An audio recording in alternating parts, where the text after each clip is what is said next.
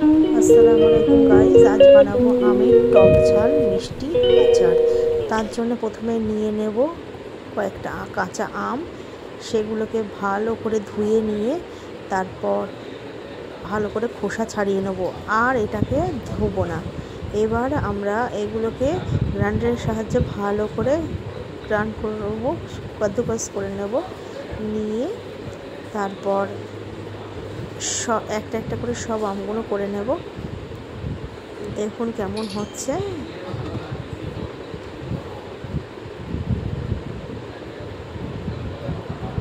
হয়ে যাওয়ার পর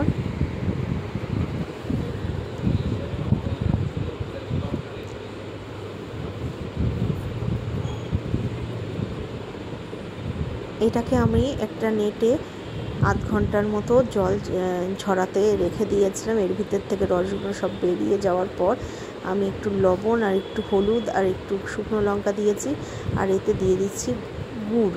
আমার কাছে গুড় ছিল তাই গুড় দিয়ে বানাবো। এবার সেগুলোকে একটা কড়াইয়ে দিয়ে ভালো করে জাল করে নেব।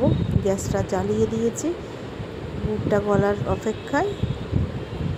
ক্রমশ এইগুলোকে আমরা নাড়তে থাকবো। এতে দিয়ে দেবো একটু ভিনিগার, যাতে দীর্ঘদিন আচারটা ভালো থাকে। আমি 1 ছিপি ভিনিগার দিয়েছি। এবার এটাকে ভালো করে নাড়াবো, গুড় যতক্ষণ না গলে যায়। গলে গিয়ে যাওয়া পর্যন্ত আমরা ওয়েট করব, এবং গ্যাসের ফ্লেমটাকে হাই করে রেখে কখনো কখনো লো করে নেব। নিয়ে আমরা ক্রমশ এটাকে নাড়াতে থাকবো।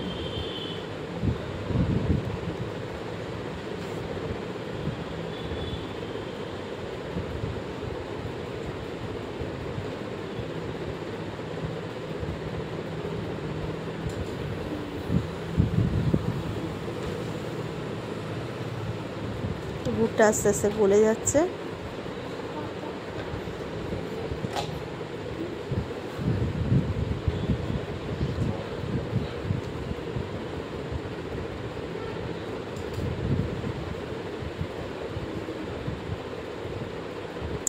আমি আর একটু স্বাদ অনুযায়ী একটু শুকনো লঙ্কা দিয়ে দিলাম।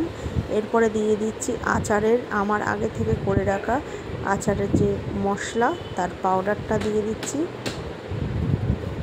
যাতে সেন্টটা ভালো আসে আচারটা বানানোর জন্য।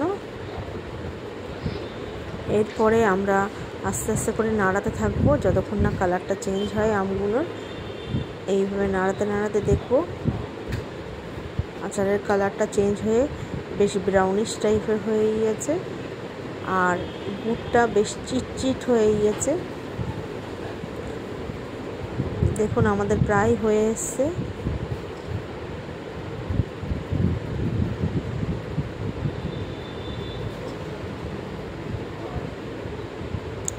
আমাদের খেয়াল রাখতে হবে কড়ার নিচে যেন লেগে না যায় বা পুড়ে না যায়।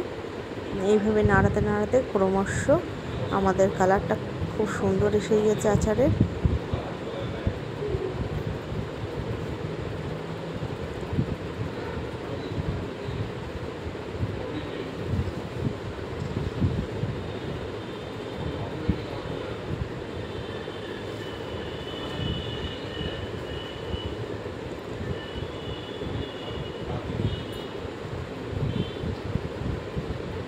এরপর আমরা গ্যাসের ফ্লেমটা বন্ধ করে দেব এবং একটা কাঁচের জারে ভরে দেব।